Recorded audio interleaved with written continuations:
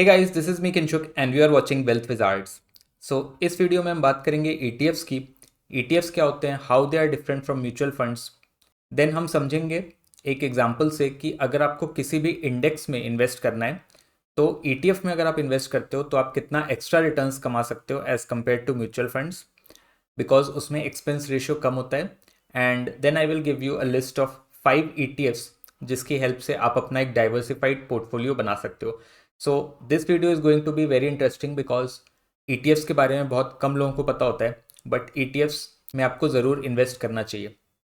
So watch this video till the end and also share this video with your friends and family. And on that note, let's get started. Okay, so इस video को मैंने 3 part में divide किया है। पहले part में हम समझेंगे ईटीएफ्स क्या हैं और ईटीएफ्स एंड म्यूचुअल फंड्स में क्या मेन डिफरेंसेस हैं। ओके, तो जैसा कि आप यहाँ पे देख सकते हो, ईटीएफ क्या है, basket of stocks that you can buy or sell easily just like a single stock. तो ये क्या है, बेसिकली कोई भी इंडेक्स या बास्केट ऑफ स्टॉक्स है, ओके, जिसको आप एक्सचेंज पे खरीद सकते हो। जैसे आप स्टॉक खरीदते हो एक्सचेंज पे, उसी तरह ईटीएफ को भी आप खरीद सकते हो। And throughout the day ETF की वैल्यू ऊपर नीचे होती रहती है, okay, just like any stock. So ये पहला डिफरेंस हो गया as compare to mutual funds की जो ईटीएफ है उसकी वैल्यू फ्लक्चुएट होती रहती है थ्रू आउट द डे।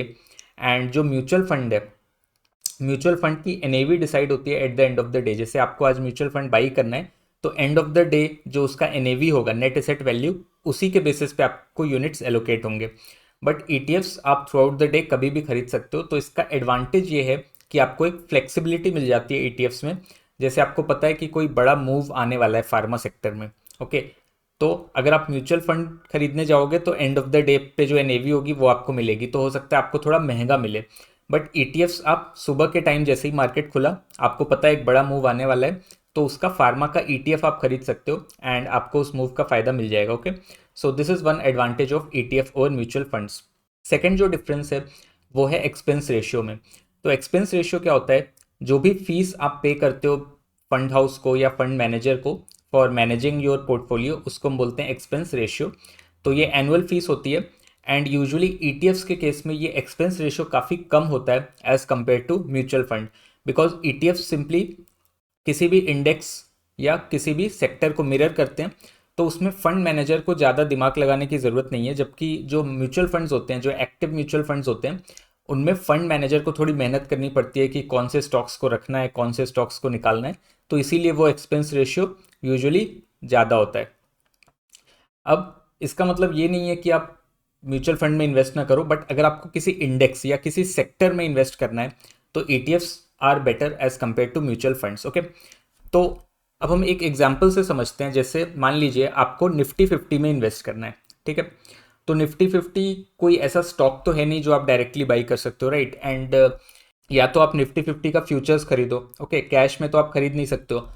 तो दो तरीका है, एक तो आप उसका फंड खरीदो, ठीक है, जो म्यूचुअल फंड है उसका वो आप खरीद लो, जैसे ये Nifty 50 index fund direct growth, ठीक है, ये लार्ज कैप म्यूचुअल फंड है। एंड दूसरा आप इसका ईटीएफ खरीद लो, जैसे फॉर एग्जांपल निपॉन इंडिया का ये ईटीएफ निफ्टी 50 बीस है, ओके।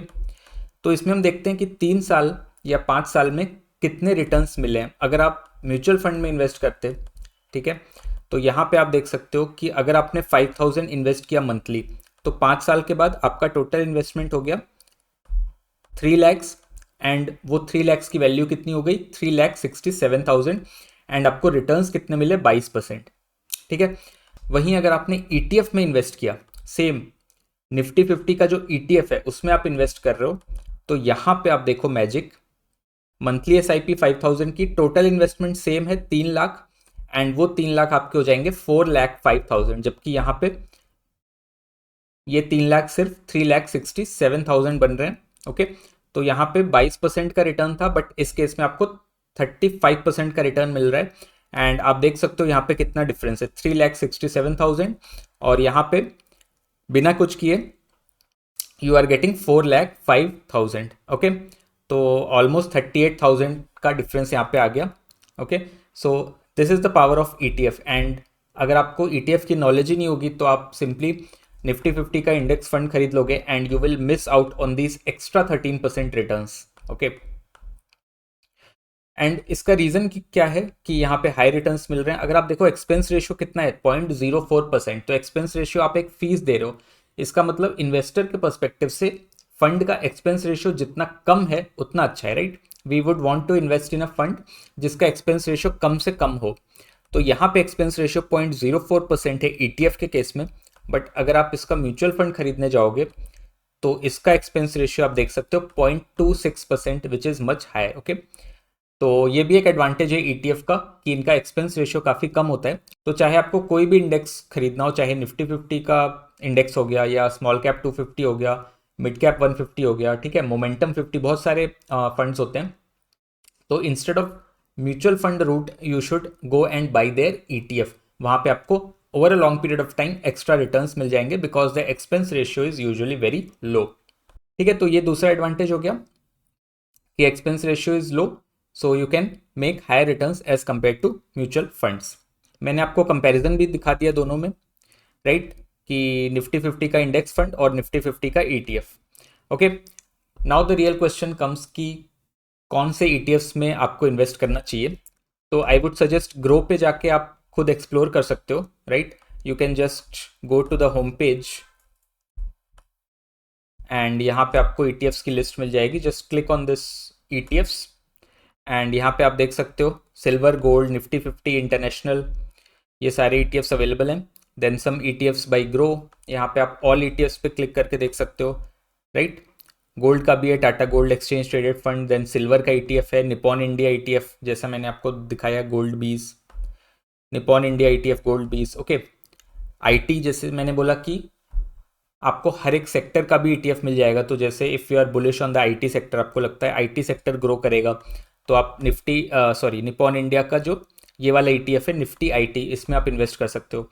इसका अगर हम एक्सपेंस रेशियो देखें तो एक्सपेंस रेशियो 0.22%, ओके। वहीं अगर आप आईटी का इंडेक्स फंड खरीदने जाओगे थ्रू म्यूचुअल फंड रूट, तो उसका एक्सपेंस रेशियो यूजुअली ज़्यादा होगा, एटलीस्ट 0.5% तो आपको वहाँ देखने को मिलेगा, ठीक है।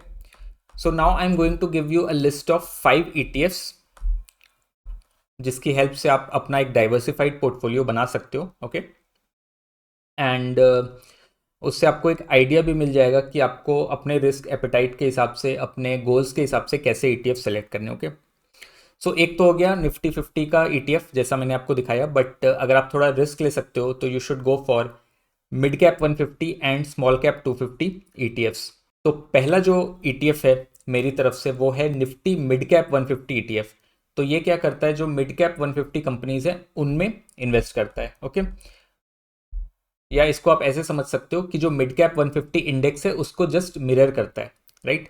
तो अगर आप इस ईटीएफ में इन्वेस्ट करते हो तो मिड कैप 150 इंडेक्स जितना ग्रो करेगा आपका ईटीएफ भी लगभग उतना ही ग्रो करेगा, ओके। सो अब इसमें बहुत से ऑप्शंस हैं, बहुत से फंड हाउसेस हैं जो ये ऑफर करते हैं, but my suggestion would be to go with this Mirae Asset Nifty mid cap 150 ETF. तो मैंने काफ़ी रिसर्च किया कि किसका एक्सपेंस रेशियो सबसे कम है, वही मैं आपको बता रहा हूँ। बट जब भी आप इन्वेस्ट करो तो आप एक्सपेंस रेशियो जरूर चेक करो, राइट। जैसे सिंपली अगर आप टाइप करो यहाँ पे Nifty mid cap 150, okay, so you will get a list of ETFs. यहाँ पे आप सेलेक्ट कर सकते हो ईटीएफ, जेरोधा का है, मिराय एसेट का है, निपॉन इंडिया का है, एचडीएफसी का है। तो आप सबके एक्सपेंस रेशियो चेक करो, ठीक है। रिटर्न्स आपको उतना देखने की ज़रूरत नहीं है, हो सकता है 2 ईटीएफ्स में एक का एक्सपेंस रेशियो कम है बट दूसरे ने ज़्यादा रिटर्न्स दिया है। तो you should always prefer the ETF जिसका एक्सपेंस रेशियो कम है, बिकॉज रिटर्न्स का क्या है, over a long period of time वो रिटर्न्स ऑलमोस्ट सेम हो ही जाएगा, ओके। कुछ ट्रैकिंग एरर की वजह से हो सकता है, जैसे फॉर एग्जाम्पल मिराय एसेट में रिटर्न ज़्यादा दिखाए as compare to Nippon India, but ultimately ये दोनों ही ईटीएफ एक ही इंडेक्स को ट्रैक कर रहे हैं, एक ही इंडेक्स को मिरर कर रहे हैं, तो रिटर्न अलग अलग कैसे हो सकता है। सो अगर थोड़ी बहुत ट्रैकिंग एरर होती भी है तो वो एडजस्ट हो जाती है over a period of time. तो हमेशा आपको देखना चाहिए कि किसका एक्सपेंस रेशियो सबसे कम है, उसी में आपको इन्वेस्ट करना चाहिए, okay. So as of now जो मैंने चेक किया है, मेरा एसेट का जो एक्सपेंस रेशियो वो सबसे कम है। तो यहाँ पे आप देख सकते हो expense ratio is 0.06%, right. And यहाँ पे 3 साल के रिटर्न्स आप देख सकते हो 41% रिटर्न्स है, ठीक है। इसकी आप होल्डिंग्स देख सकते हो, BSc, hero MotoCorp, federal bank, ये सारे स्टॉक्स हैं इसमें, ओके। एंड यहाँ पे आप कंपैरिजन भी देख सकते हो, सिमिलर ईटीएफ्स के साथ इसने कंपैरिजन किया हुआ है, ओके। तो ये एक ETF हो गया मिराई एसेट का निफ्टी मिड कैप 150 ETF। अब मिड कैप के बाद हम आते हैं स्मॉल कैप। तो जो ऊपर की 100 कंपनीज वो लार्ज कैप हो गई, उसके बाद की 150 कंपनीज वो मिड कैप हो गई, फिर 250 1 से लेके 500 तक की जो कंपनीज हैं बाई मार्केट कैपिटलाइजेशन वो आती हैं स्मॉल कैप में। तो उसके लिए निफ्टी स्मॉल कैप 250 ETF। तो इसमें आई वुड सजेस्ट HDFC का जो है इसको आप चेक कर सकते हो, इसका एक्सपेंस रेशियो काफ़ी कम है। ठीक है, HDFC Nifty small cap 250 ETF, यहाँ आप देख सकते हो एक्सपेंस रेशियो 0.25% एंड इसके रिटर्न्स आप देख सकते हो 3 साल में 37% रिटर्न्स। ओके, इसकी होल्डिंग्स देख सकते हो कि स्टॉक्स एंड कितना एलोकेशन है। करूर व्यासा बैंक 1.61%। ठीक है, ये सारे स्मॉल कैप स्टॉक्स हैं। Navin Fluorine International 1.33, Piramal Finance 1.30%। Okay, so यहाँ पे आप रिटर्न्स देख सकते हो एंड इनके फंडामेंटल्स देख सकते हो। AUM कितना है, एवरेज वॉल्यूम कितना है। तो ETFs में आपको वॉल्यूम भी देखना है कि वॉल्यूम अच्छा खासा होना चाहिए, बट यूजुअली सारे ETFs में वॉल्यूम होता है। लिक्विडिटी की कोई प्रॉब्लम नहीं है, तो आप कभी भी बाई और सेल कर सकते हो। ओके, तो दो ETFs आपके पास हो गए, मिड कैप 150 और स्मॉल कैप 250। आपने मिड कैप में भी इन्वेस्ट कर दिया और स्मॉल कैप इंडेक्स में भी इन्वेस्ट कर दिया। देन नेक्स्ट, अगर आपको और अच्छे रिटर्न्स कमाने हैं तो एक ETF है जो सिर्फ मोमेंटम स्टॉक्स में इन्वेस्ट करता है and that is Nifty 500 momentum 50। तो इसमें I would go with Motilal Oswal. Motilal Oswal का ये फंड है निफ्टी 500 मोमेंटम 50 इंडेक्स फंड। ठीक है, तो ये क्या करता है, निफ्टी की जो 500 कंपनीज हैं उसमें से जो 50 कंपनीज जो मोमेंटम में हैं, 50 स्टॉक्स जो अभी मोमेंटम में हैं उनमें ही इन्वेस्ट करता है। एंड ये रीबैलेंस भी होता है, आई थिंक क्वार्टरली रीबैलेंस होता है कि जो भी स्टॉक्स अब मोमेंटम में नहीं है उनको वो रिमूव करते हैं इसमें से, एंड जो नए स्टॉक्स मोमेंटम में हैं उनको इंक्लूड करते हैं। So at any given point of time आपका पैसा उन्हीं स्टॉक्स में इन्वेस्टेड है जो मोमेंटम में है। ओके, इसीलिए this is an aggressive way of investing in stocks which are in momentum. इसके रिटर्न्स भी आप देखो तो okay, I think this is a relatively new fund, तो पास्ट के रिटर्न्स अवेलेबल नहीं है। एक साल में ऑलमोस्ट 2% के रिटर्न्स हैं, बिकॉज निफ्टी ने नेगेटिव रिटर्न ही दिया है पिछले एक साल में, तो +2% is also good, right. And यहाँ आप देख सकते हो सेक्टर एलोकेशन फाइनेंशियल का 40% है, कंज्यूमर डिस्क्रिशनरी 22%। ओके, एंड यहाँ पे आप स्टॉक्स भी देख सकते हो। ये स्टॉक्स का जो है एलोकेशन वो चेंज होता रहेगा, तो कल को हो सकता है जो आइशर मोटर्स है वो मोमेंटम में नहीं है, राइट। इनका कुछ तो पैरामीटर होता है to find the stocks which are in momentum. तो जो स्टॉक रीबैलेंसिंग के टाइम पे अब मोमेंटम में नहीं है उनको वो रिमूव करेंगे and a new stock will be included in the list. Okay, so इससे आप मोमेंटम इन्वेस्टिंग का पार्ट बन सकते हो, राइट। इसका एक्सपेंस रेशियो है 0.46% एंड फंड साइज इसका कम है because this is relatively new ETF। 657 CR का इसका फंड साइज है। ओके, अब जो फोर्थ ETF मैं आपको सजेस्ट करूंगा वो है गोल्ड ETF। तो गोल्ड तो आपके पोर्टफोलियो में होना ही चाहिए, ओके, बिकॉज गोल्ड ने हिस्टोरिकली काफ़ी अच्छे रिटर्न्स दिए हैं एंड पिछले 5 सालों में तो गोल्ड ने निफ्टी के रिटर्न्स को भी बीट किया है बाय अ सिग्निफिकेंट मार्जिन। तो गोल्ड आपके पोर्टफोलियो में ज़रूर होना चाहिए। सिल्वर का भी ETF है, बट सिल्वर क्या है, काफ़ी वोलेटाइल होता है, तो आई वुड रिकमेंड कि सिल्वर आप बहुत कम क्वांटिटी में ले सकते हो एंड अगर आपको समझ में आता है तभी आप सिल्वर में इन्वेस्ट करो, बट गोल्ड में एक्सपोजर तो होना ही चाहिए। ओके, सो गोल्ड ETF के ऊपर मैंने पहले भी कई वीडियोस बनाए हैं एंड उसमें I have also emphasize this fact कि अगर आपको गोल्ड में इन्वेस्ट करना है तो best way is through gold ETF। Digital gold में मत करो, फिजिकल गोल्ड में मत करो। SGB जो सॉवरेन गोल्ड बॉन्ड था वो तो बंद हो गया है, so gold ETF is the best way to invest in gold.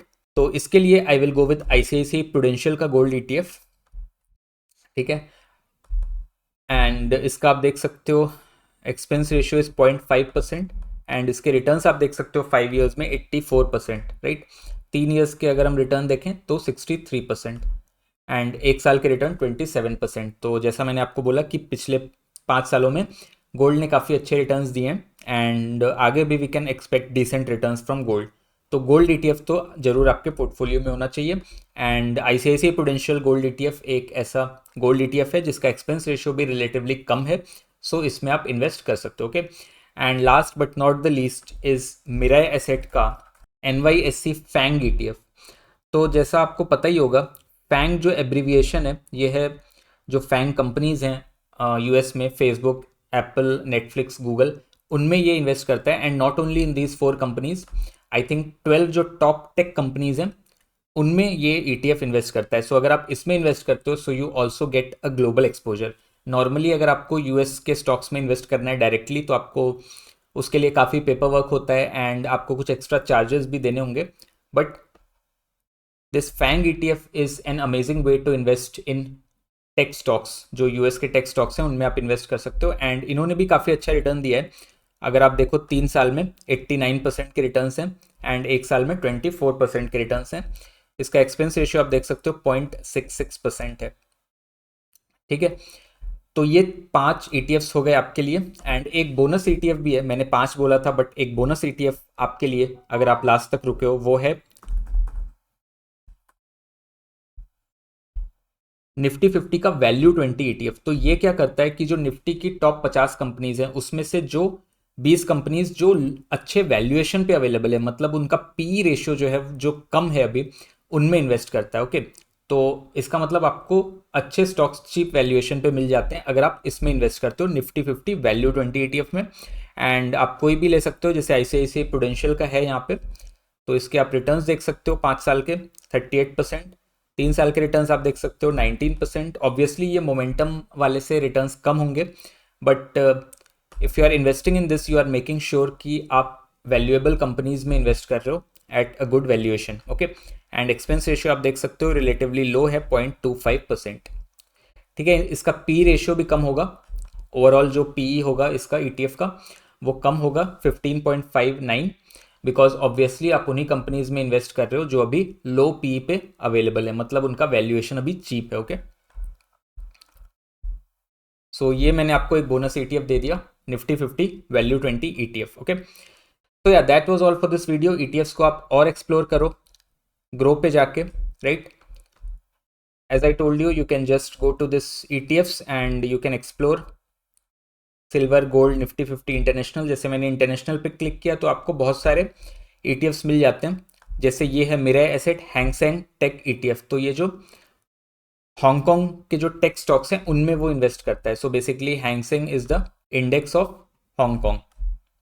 So so तरह आप इंटरनेशनल ETFs में भी इन्वेस्ट कर सकते हो and you will get a global exposure also this way. इस तरह आप अपने पोर्टफोलियो को भी डाइवर्सिफाई कर सकते हो। ओके, तो ये वीडियो अगर आपको अच्छा लगा है तो लाइक ज़रूर करें, शेयर करें अपने दोस्तों के साथ।